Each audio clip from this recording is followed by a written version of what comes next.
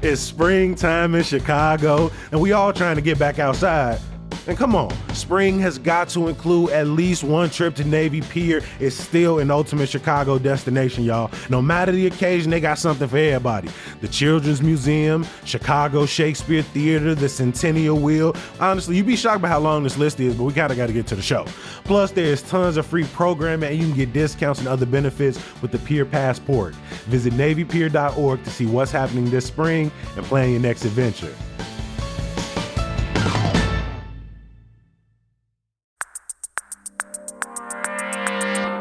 Today on CityCast Chicago, the Trump administration has made it very clear they want to make an example by attacking college campuses and students, including around Chicago. We're rounding up all the ways our local universities are under threat and how school leaders and students are responding. It's Monday, April 7th. I'm Jacoby Cochran, and this is what Chicago's talking about.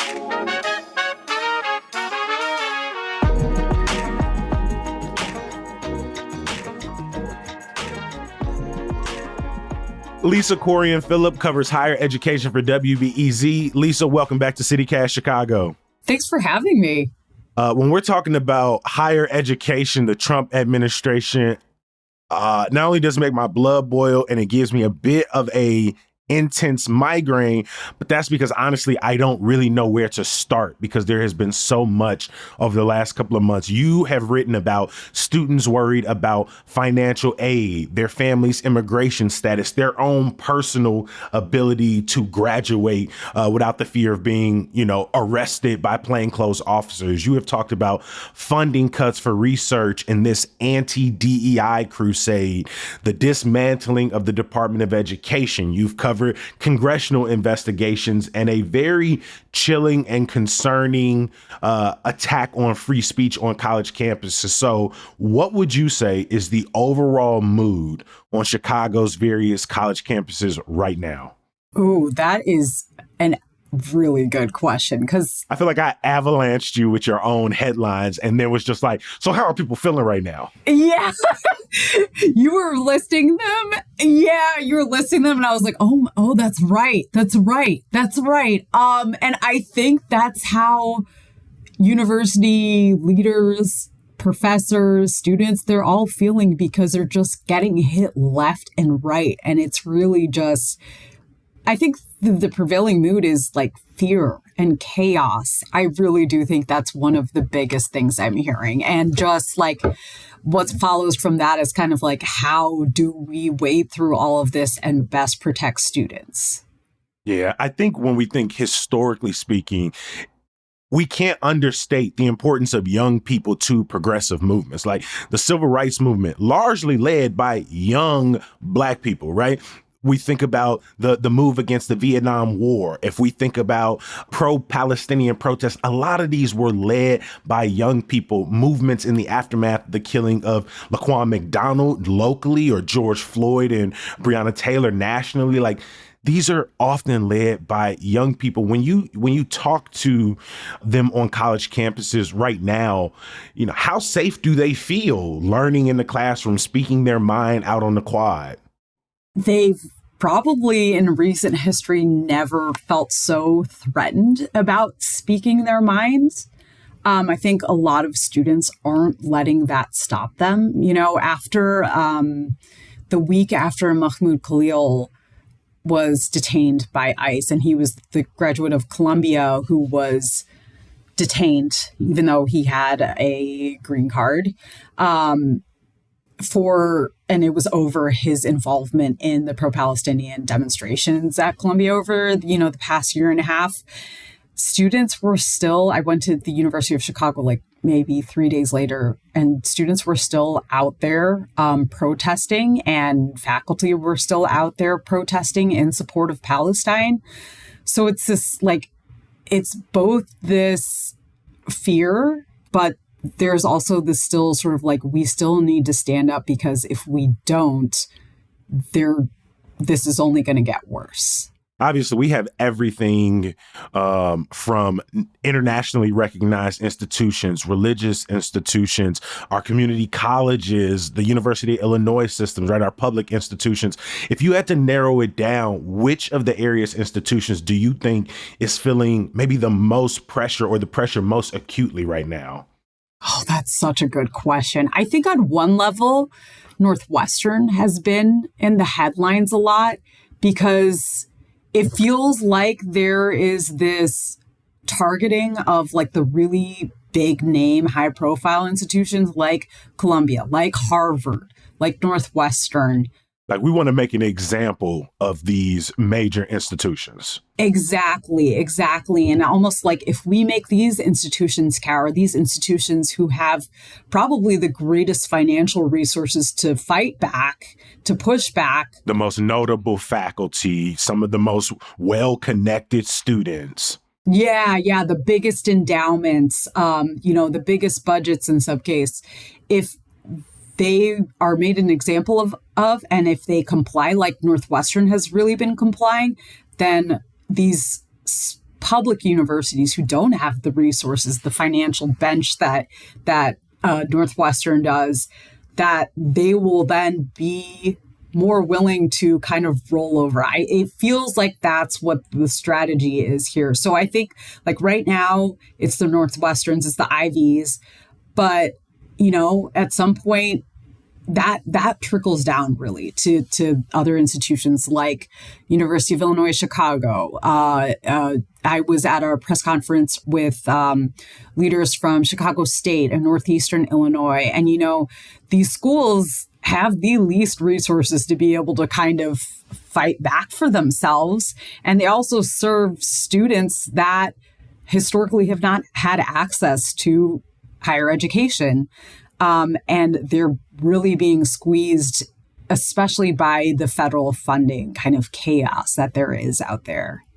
I think about the response during the pro-Palestinian protests. Universities took different approaches. Some worked with local officials, some went in and tore down encampments.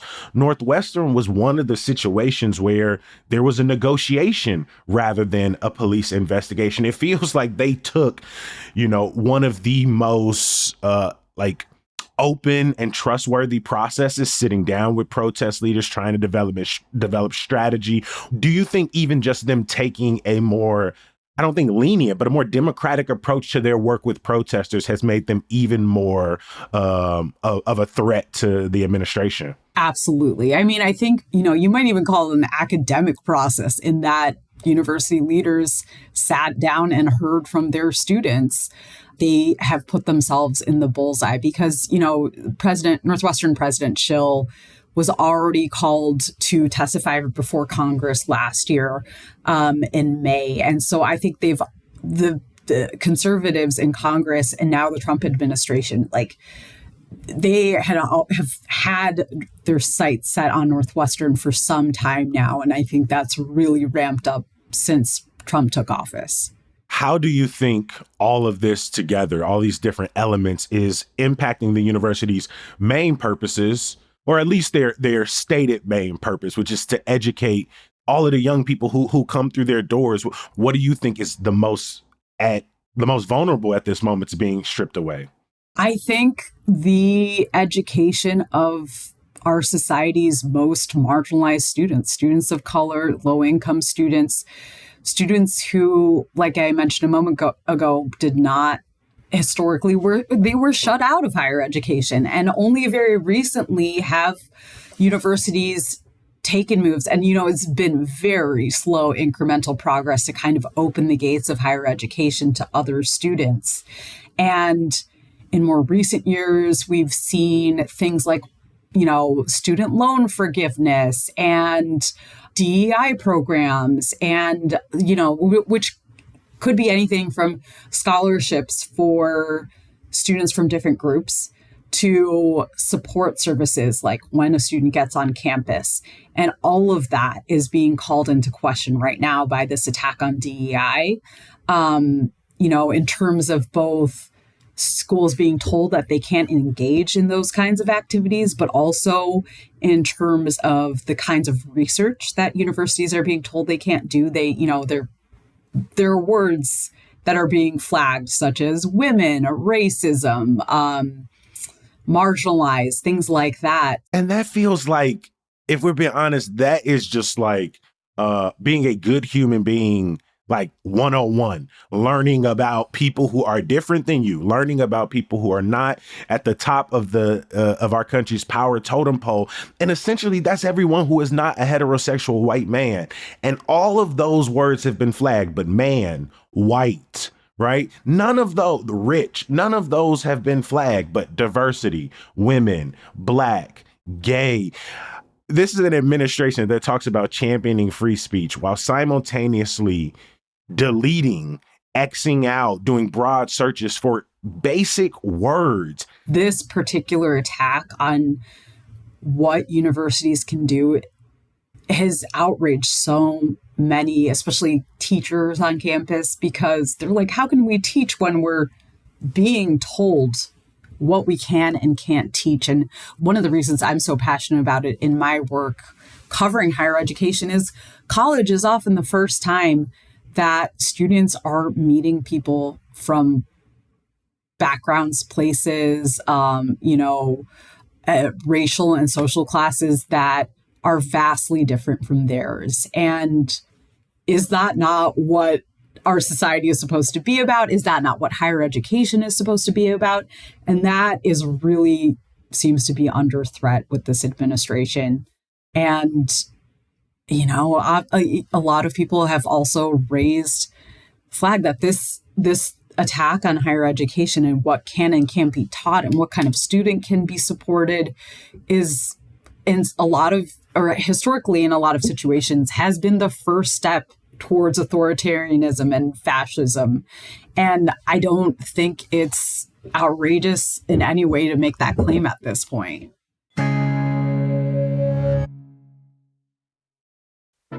Navy Pier is the place to kick off the spring season. If you ain't been in a while, what you doing? Navy Pier is an ultimate Chicago destination. Yes, even for Chicagoans, I'm born and raised here, and I still love the magic of the fireworks. For real, no matter who you are, I bet Navy Pier has something for you to enjoy. You looking for family fun? They got the Children's Museum, obviously, but there's also the flyover. You can get sweet treats like Garrett's popcorn or my favorite Kilwins. You looking for art and culture? What about the Chicago Shakespeare Theater? Plus, there's other live concerts and art exhibitions like the Free Global Connection series, Mexico Fest starting May 2nd. Oh, I don't know if y'all ever been to the Lowrider Festival. You looking for a date night? When the last time you been at the top of Centennial Wheel? Peak Romance. Go on and pair that with the Rooftop Bar Offshore or other favorites like Lyrica or Bar Soul. And if you like Kobe, I actually want to do all of this. I got you. Check out the Pier Passport for discounts and other benefits. Visit NavyPier.org to see what's happening this spring and plan your next visit. How are local school leaders responding? Whether publicly, are they resisting? Are they folding? I think it varies widely. I think on one end of the spectrum, you have Northwestern doing seemingly bending over backwards to comply with the orders that have come down from the Trump administration. From one thing that's really stuck out to me is that they took down the website for the Women's Center on campus. I don't know if it's back up at this point, but a lot of these pages, they've rolled out, for example, I covered this in a story a few weeks ago, but they rolled out an anti-Semitism training that implied that criticizing Israel was potentially anti-Semitic. And, a lot of faculty raised the issue that this goes against free speech and what a university stands for, in that it's supposed to be a place where viewpoints can be discussed. This increased language around protecting students from anti-Semitism is so disingenuous. It is not truly at the heart of, I think, this administration's desires. It is about silencing people who speak out against imperialism, who speak out against mass bombing. I've watched Jewish students be arrested on these campuses. Yeah, I think there's been a lot of fear from Jewish students that this is really, well, it's weaponizing anti-Semitism, or alleged anti-Semitism, in the name of protecting Jewish students to silence free speech. And by doing that, they're hollowing out real allegations of anti-Semitism. You know, it's a real issue, but when you are using it in this way, it in some ways loses its meaning. And like you said, you know, you've seen Jewish students get arrested. I spent a lot of time at different encampments last year, and Jewish students made up an integral part of demonstrations at many campuses. And I think their presence can't be minimized. And even, you know, I think of this student I talked to, and you know what, this is something I've heard from multiple Jewish students, is that really the only anti-Semitism they experienced was being told things like, because you're protesting, you're not Jewish, or, you know, you're not, because you're protesting in support of Palestine, that takes away from your Judaism. You mentioned the Women's Center at Northwestern. I Googled it. And when you click on what it's supposed to take you, it takes you to a page that says community and belonging at Northwestern. Northwestern is currently reviewing its policies and programs to ensure we meet all federal and state laws and requirements. People can kind of read through the rest. Have there been other cases of silent changes to websites or policies? Definitely at the Northwestern campus. I've been monitoring other campuses as well, like University. One place I've looked at a lot is University of Illinois Chicago, because it is such a diverse place and because they kind of hang their hat on that. You know, they're a Hispanic serving institution. They have one of the largest populations of Palestinian students in the country. Right now, a lot of places like UIC seem to kind of be biding their time and not kind of trying to fly under the radar almost. They're not making changes. They still have their offices of diversity, equity, and inclusion. On one hand, you know, when I was doing some reporting when these DEI orders first came out, they wouldn't come out and say what they would do. On the other hand, they weren't making any changes yet. I think that's important, that distinction between the different universities, the different institutions in our city, and what may be available to some. I'm going through UIC's website. I'm on Black and African descent resources, and it seems like their reports are still up. Their websites are still up. And so, as you say, I imagine the hope is to keep these things available as long as possible. But can you talk about how leaders are like resisting taking a hard stand while simultaneously explaining, like, hundreds of millions of dollars, the, you know, critical parts of the institution are threatened here? Yeah, well, honestly, I don't think leaders have been standing up when it comes to things like the DEI orders, when it comes to this usage of anti-Semitism to kind of crack down on free speech.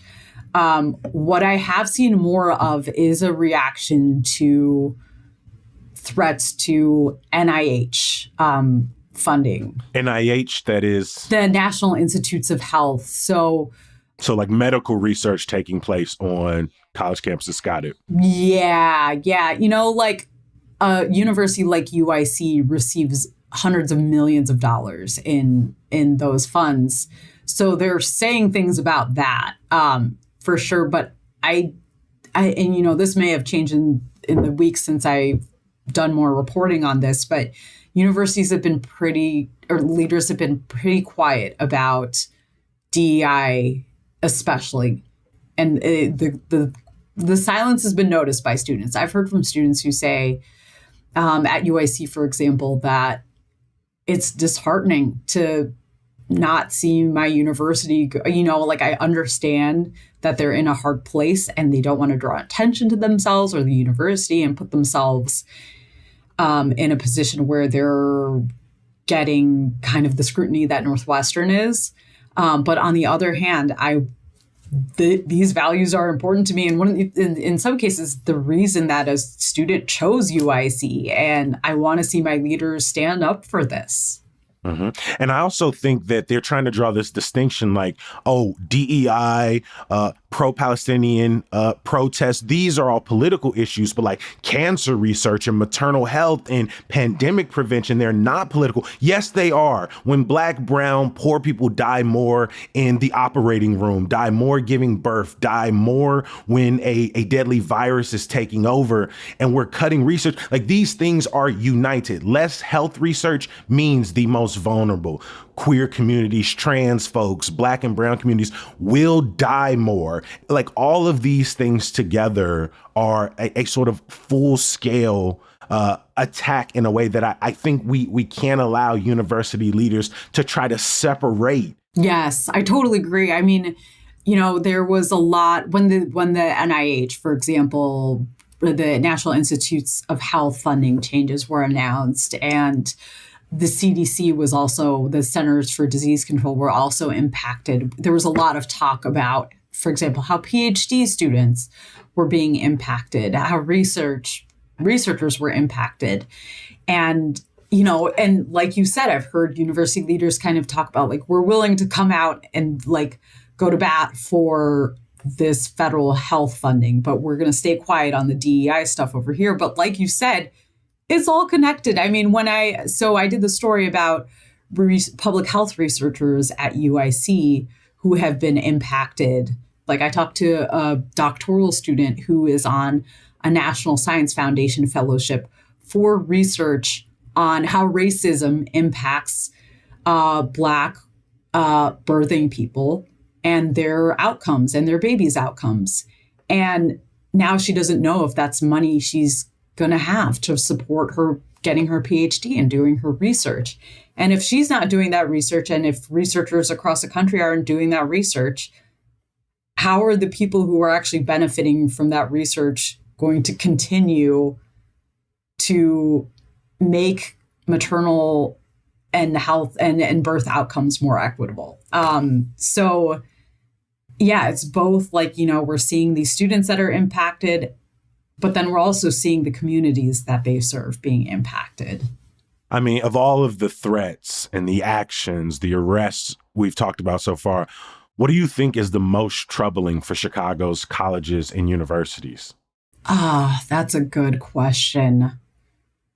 I think it's hard to pick one because of what you just mentioned, because they all feel like parts of a broader attack on higher education as a venue that can help create a healthier and more equitable society. Someone was talking to me about how it feels like the Trump administration is trying to take higher ed back to this place where it was really just a wealth maker for the country's wealthiest and whitest students and, you know, white men only. So it's hard to single out one thing, but, you know, I think given what's happened in the past week with student visas being revoked, I think that's a really big concern right now, because it's just such a huge departure from how universities have operated in the past. And I think university leaders, who even the best intentioned ones who want to be protecting their students, they feel like they can't. It's also going to be a financial issue because international students pay more tuition than in-state. So, you know, that's going to put a financial crunch on places. But that's just kind of the latest thing, you know? When you talk to students directly, what are you hearing about how they feel about their education, the likelihood that they'll be able to graduate incident-free? I mean, something else that we haven't really touched on is the dismantling of the education department. I think there's fear that people will not have access to their federal student aid because a lot of that infrastructure has been impacted by layoffs within the education department. Just talking about people who approve loans, service loans, who work with you to get the right package. Like the very practical positions that keep these things churning. Exactly. Even like the technology that that the FAFSA, you know, that the financial application runs through. There's a lot of fear that that is not, all of that infrastructure is not going to work like it's supposed to. And fear that, oh, will a student who's supposed to continue to their junior year in the fall, will they get the loans and the grants that they're supposed to get from the federal government? Will that high school senior who's like had their heart set on, I don't know, Northeastern Illinois, get the Pell Grant in time to pay for their tuition? I think both on the student level, there's a lot of fear around that in terms of just like being able to continue their education or start their education. And then there's fears around, I'm working on a story right now about UIC potentially cutting back on some of its language classes. And students are paying attention. They know what's going on at the federal level. And I just talked to one yesterday who was like, it feels like my university is trying to comply with things Trump has said, like English is the only, spoken language in America. I want to see my university really support these claims of diversity that they make and not just have it be this hollow promise. Because for so long, and, still, if you're a student from a minoritized background, college can feel like it's not for you. And when you get onto campus, it continues to feel that way, right? And at a place like UIC, I keep harping on them because I've spent a lot of time there in recent weeks, but they have all of these cultural centers that really help students feel at home there and help them find their community there and help them show them that they do belong on a college campus and they really contribute to it. They feel like that could go away. And it's a really scary thing for students. As many of these executive orders and policies will now make their way through the justice system, what are you going to be watching for over the next couple of months most closely? Oh, my goodness. I know that I'm going to be paying attention to what is happening with student loans. I mean, there's all kinds of lawsuits out there right now challenging, these crackdowns on DEI, the upending of federal research funding, the lawsuits that have been filed on behalf of international students who've been detained. So there's a lot to pay attention to. Well, we will definitely be checking in with you over the next couple of months. I want to give you a huge thank you. Lisa Corian-Phillip covers higher education for WBEZ. We appreciate you making time for us today. Oh, thank you for having me. It's been eye-opening even for myself to kind of dive back into all of this. It's a lot. It's so much. It is. Before we get out of here, make sure you bookmark our website, chicago.citycast.fm. There you can catch up on old podcast episodes, read our latest articles, subscribe to our daily newsletter, Hey Chicago, follow us on Instagram and Twitter, TikTok, sign up to become a member of CityCast Chicago, and so much more. One more thing, some good news. Tomorrow night, come out to the Hideout to hang out for Al Scorch's big Fantastical Residency April birthday party. He gonna have Lynn Rye featuring Tommy Carroll and Chet Zenor in the building. Of course, Al Scorch and the Friends birthday band are gonna be playing. Heart Shades featuring the Reverend, DJ Scrabbler and DJ Glennon are in the building as well. It's gonna be a fun night, y'all. I'll drop a link for the tickets in the show notes.